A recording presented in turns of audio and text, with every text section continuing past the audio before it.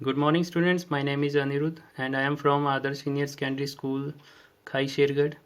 और हमारा जो टॉपिक चल रहा था क्लास 9th की साइंस का वो है the fundamental unit of life, यानी कि जीवन की मूलभूत इकाई जो कि सेल है, कोशिका से रिलेटेड हमारा ये चैप्टर है।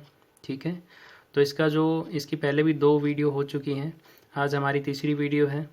तो आज का जो हमारा टॉपिक रहेगा वो रहेगा साइटोप्लाज्म एंड न्यूक्लियस। ठीक है, तो शुरू करते हैं। साइटोप्लाज्म क्या होता है पहले थोड़ा सा डायग्रामेटिकली समझ लीजिए, जिसको हिंदी में हम कोशिका द्रव्य कहते हैं। तो फॉर एग्जांपल कि ये एक सेल है, ठीक है, ये कोशिका बनाई गई है। ये इसके चारों तरफ की जो बाउंड्री होती है यानी कि जो आउटर कवरिंग होती है उसको हम क्या बोलते हैं, प्लाज्मा मेम्ब्रेन यानी कि प्लाज्मा झिल्ली या सेल मेम्ब्रेन भी इसको कह देते हैं। इसके बाद जो सेंटर की तरफ होता है वो होता है न्यूक्लियस यानी कि केंद्रक जिसको हम कहते हैं। ठीक है, और न्यूक्लियस और ये प्लाज्मा मेम्ब्रेन जो है इसके बीच का जो पोर्शन है दिस, ठीक है, ये कहलाता है साइटोप्लाज्म यानी कि कोशिका द्रव्य। ओके, तो शुरू कर लेते हैं कि साइटोप्लाज्म क्या है। It is a fluid material यानी कि एक फ्लूइड मटेरियल होता है, एक फ्लूइड सब्सटेंस है यानी कि द्रव जैसा पदार्थ होता है। दूसरी इसकी खास बात क्या है, it shows cytoplasmic streaming movement, यानी कि इसके अंदर एक तरह की मूवमेंट होती रहती है। यानी कि जब हम इसको माइक्रोस्कोप के अंदर स्टडी करते हैं, सूक्ष्मदर्शी के अंदर देखते हैं, तो ये हमें हिलता हुआ नज़र आता है। तो इसका मतलब इसके अंदर कुछ मूवमेंट चलती रहती है। It's movement shows that cell is in living state. और जब हम किसी माइक्रोस्कोप के अंदर सेल को स्टडी करते हैं तो इसकी मूवमेंट यानी कि जब ये साइटोप्लाज्म कोशिका द्रव्य हमें हिलता हुआ नज़र आता है तो इससे हमें पता चलता है कि कोई जो सेल है, कोई कोशिका जो है वो लिविंग स्टेट के अंदर है यानी कि जीवित अवस्था के अंदर है। जब सेल डेड हो जाता है तो इसकी साइटोप्लाज्मिक जो मूवमेंट होती है वो स्टॉप हो जाती है, यानी कि फिर इसके अंदर जो हिलना डुलना होता है, मूवमेंट होती है, वो बंद हो जाती है। It contains all cell organelles, यानी कि जितने भी सेल के पार्ट हैं बाकी के, ठीक है, वो सारे कहाँ पर प्रेजेंट होते हैं, साइटोप्लाज्म के अंदर यानी कि कोशिका द्रव्य के अंदर। यानी कि जो कोशिका के अंगक होते हैं, कोशिका अंग, वो कहाँ पर उपस्थित होते हैं, कोशिका द्रव्य के अंदर। उसके बाद देखिए किससे बना होता है। इसके अंदर मोस्टली क्या होता है, 90% वाटर होता है यानी कि 90% जल होता है। इसके अलावा आयंस, साल्ट यानी कि जो लवण होते हैं, शुगर यानी कि जो कार्बोहाइड्रेट्स हैं, अमाइनो एसिड्स यानी कि अमीनो अम्ल है, फैटी एसिड यानी कि वसा अम्ल है, विटामिन्स यानी कि विटामिन्स, और डिजोल्व्ड गैसेस और कुछ गैसेज जो होती हैं लाइक CO2 एंड ऑक्सीजन। ठीक है, ये सभी क्या होते हैं, इस 90% वाटर के अंदर ही डिजोल्व होते हैं। ठीक है, यानी कि इसके अंदर ये सारी चीज़ें घुली होती हैं। अब देखते हैं कि साइटोप्लाज्म जो है उसके क्या क्या फंक्शन है, कोशिका द्रव्य क्या कार्य करती है। ठीक है, ओके, तो फर्स्ट है इट स्टोर वाइटल केमिकल्स, यानी कि कुछ जो ज़रूरी रासायनिक पदार्थ होते हैं वो इसके अंदर स्टोर रहते हैं, जमा रहते हैं। यानी कि ये कुछ केमिकल्स को, वाइटल केमिकल्स को अपने अंदर स्टोर रखता है। ठीक है, second, it is site for certain metabolic pathway, कुछ ऐसी केमिकल रिएक्शंस हैं, कुछ ऐसी प्रोसेस हैं जो रासायनिक अभिक्रियाएँ हैं या रासायनिक क्रियाएँ हैं, ठीक है, जो साइटोप्लाज्म के अंदर चलती रहती हैं, यानी कि कोशिका द्रव्य के अंदर ही वो होती हैं। जैसे कि ग्लाइकोलिसिस है, यानी कि जो ग्लूकोज होती है उसका ब्रेकडाउन होना, सिंथेसिस ऑफ फैटी एसिड यानी कि जो वसा अम्ल होते हैं उनका बनना, न्यूक्लियोटाइड्स का बनना, ठीक है, या फिर अमीनो एसिड्स यानी कि अमीनो अम्ल का बनना, ये सारी जो प्रोसेस है ये साइटोप्लाज्म के अंदर चलती रहती है। तो साइटोप्लाज्म मैं एक बार फिर से आपको रिवाइज करवा देता हूँ। It is a fluid material, ठीक है, ये एक तरह का फ्लूइड मटेरियल होता है। इसके अंदर कुछ मूवमेंट होती है, मूवमेंट की वजह से हमें पता चलता है कि जो सेल है वो लिविंग स्टेट के अंदर है यानी कि जीवित अवस्था में है। जितनी भी सेल ऑर्गेनलीज होती हैं यानी कि कोशिका अंगक होते हैं वो सभी साइटोप्लाज्म यानी कि कोशिका द्रव्य में उपस्थित रहते हैं।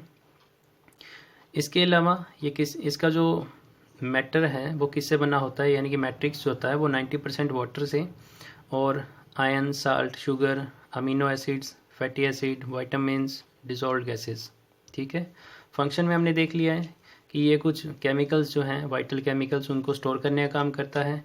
इसके अलावा कुछ मेटाबॉलिक जो पाथवे हैं यानी कि कुछ रासायनिक क्रियाएं हैं जो इसके अंदर चलती रहती हैं, जैसे कि ग्लाइकोलिसिस है, synthesis of fatty acids, nucleotides और अमीनो एसिड्स।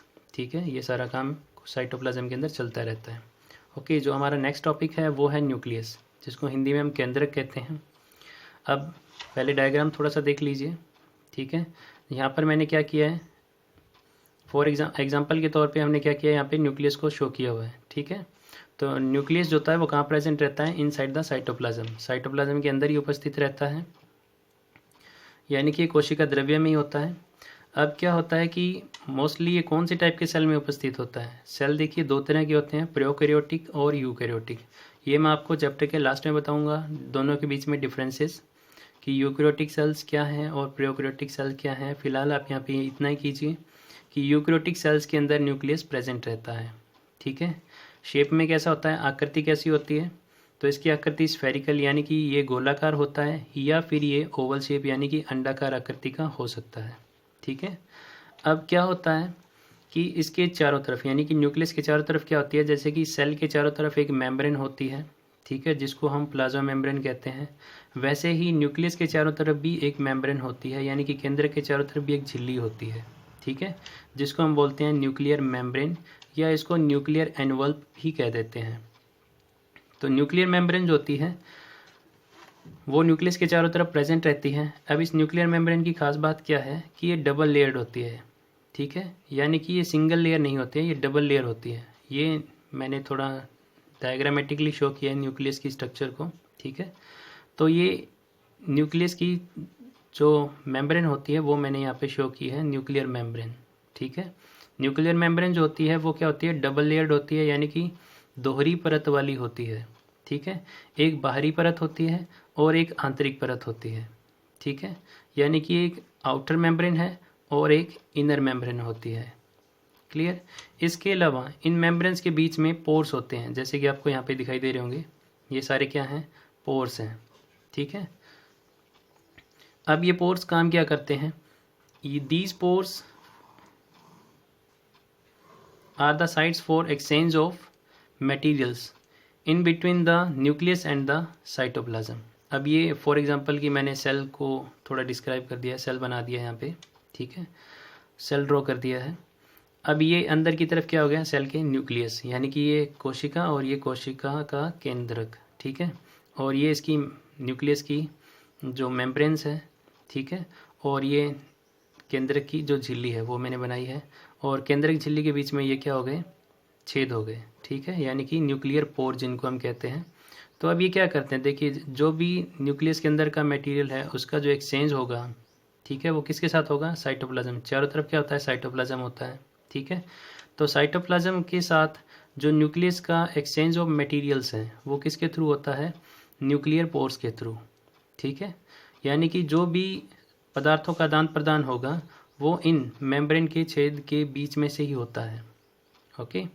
अब इसके अलावा जैसे देखिए कि सेल का अपना एक साइटोप्लाज्म होता है, यानी कि कोशिका का अपना एक कोशिका द्रव्य होता है, वैसे ही न्यूक्लियस का भी अपना एक द्रव्य होता है, यानी कि एक साइटोप्लाज्म होता है। तो उस साइटोप्लाज्म को हम क्या बोलते हैं, न्यूक्लियोप्लाज्म। क्या बोलते हैं, न्यूक्लियोप्लाज्म, यानी कि केंद्रक द्रव्य, ठीक है। तो सेल की तरह ही है, जैसे सेल के चारों तरफ एक मेम्ब्रेन होती है, वैसे ही केंद्र के चारों तरफ भी एक मेम्ब्रेन होती है, न्यूक्लियस के चारों तरफ भी एक मेम्ब्रेन होती है। जैसे सेल का साइटोप्लाज्म होता है वैसे न्यूक्लियस का भी अपना एक साइटोप्लाज्म होता है जिसको हम न्यूक्लियोप्लाज्म कहते हैं, ठीक है, यानी कि केंद्रक द्रव्य। अब फंक्शन देख लेते हैं कि क्या फंक्शन परफॉर्म करता है न्यूक्लियस। तो न्यूक्लियस के अंदर एक थ्रेड लाइक स्ट्रक्चर पाई जाती है, यानी कि एक धागे जैसी संरचना पाई जाती है, ठीक है। इस धागे जैसी संरचना को हम बोलते हैं क्रोमेटिन मटेरियल।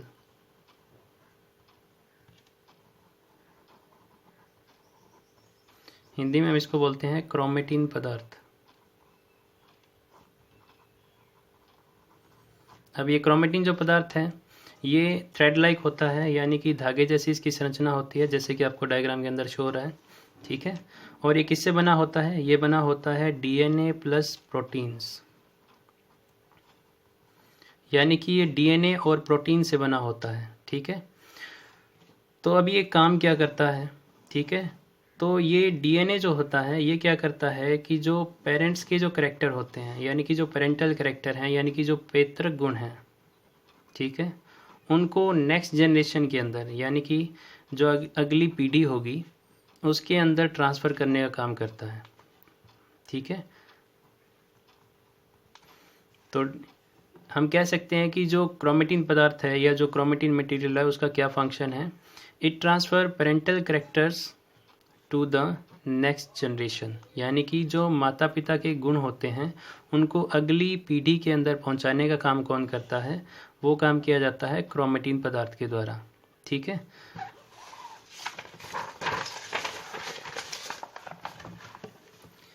अब नॉर्मली जब सेल ग्रोथ फेज के अंदर होता है, यानी कि जब सेल ग्रोथ कर रहा होता है, सेल जब वृद्धि कर रहा होता है, ठीक है, तो ये जो सेल के न्यूक्लियस के अंदर रहता है वो रहता है क्रोमेटिन मटेरियल। ठीक है, यानी कि क्रोमेटिन पदार्थ रहता है जब सेल वृद्धि करता है। लेकिन जब सेल डिवाइड करता है, यानी कि फॉर एग्जांपल एक सेल है वो डिवाइड करके उससे दो नए सेल बन जाए, ठीक है, जैसे कि अमीबा के केस में आपने पढ़ा होगा लास्ट ईयर की क्लास में, ठीक है, कि अमीबा कैसे डिवाइड करता है। तो एक अमीबा जब डिवाइड करता है तो दो नए डॉटर अमीबा की फॉर्मेशन हो जाती है। ठीक है, यानी कि वो सेल टूट कर दो नए सेल्स के अंदर, यानी कि दो नई कोशिकाएं बन जाती है। ठीक है, तो इस फेज के अंदर क्या होता है, इस टाइम पीरियड के अंदर क्या होता है, यानी कि जब सेल ग्रोथ कर रहा है तो उसके न्यूक्लियस में हमें देखने को मिलेगा धागे जैसी संरचना, जिसको हम बोलते हैं क्रोमेटिन मटेरियल। ठीक है, लेकिन जब सेल डिवाइड कर रहा होता है तब ये जो क्रोमेटिन मटेरियल होता है ये और ज़्यादा कंडेंस हो जाता है। कंडेंस का मतलब कि ये और ज़्यादा इकट्ठा हो जाता है, संघनित हो जाता है। ठीक है, अब जब ये और कंडेंस हो जाता है तो ये कुछ सिलेंडर लाइक स्ट्रक्चर में बदल जाता है। ठीक है, यानी कि बेलनाकार आकृति के अंदर बदल जाता है, इस तरह की। ठीक है, और इस प्रकार की जो स्ट्रक्चर होती है उसको हम बोलते हैं क्रोमोसोम। ठीक है, हिंदी में हम इसको बोलते हैं गुणसूत्र। ठीक है, अब क्रोमोसोम, अब देखिए पहले जब सेल नॉर्मली जब सेल ग्रोथ कर रहा है, यानी कि जब सेल डिवाइड नहीं हो रहा है, जब सेल एक से दो सेल में नहीं टूट रहा है, ठीक है, तो उस दौरान सेल के न्यूक्लियस के अंदर, यानी कि कोशिका के केंद्रक में हमें क्या देखने को मिलता है, क्रोमेटिन पदार्थ, यानी कि क्रोमेटिन मटेरियल। लेकिन जब सेल डिवाइड कर रहा होता है, ठीक है, यानी कि जब कोशिका एक से दो में टूट रही होती हैं, तो उस दौरान ये क्रोमेटिन मटेरियल जो है ये और ज़्यादा कंडेंस हो जाता है, और ज़्यादा इकट्ठा हो जाता है। ठीक है, और ये क्या बना देता है, ये बना देता है क्रोमोसोम्स। ठीक है, हिंदी में हम इनको बोलते हैं गुणसूत्र। ठीक है, अब ये गुणसूत्र के ऊपर क्या होते हैं, जीन्स होते हैं।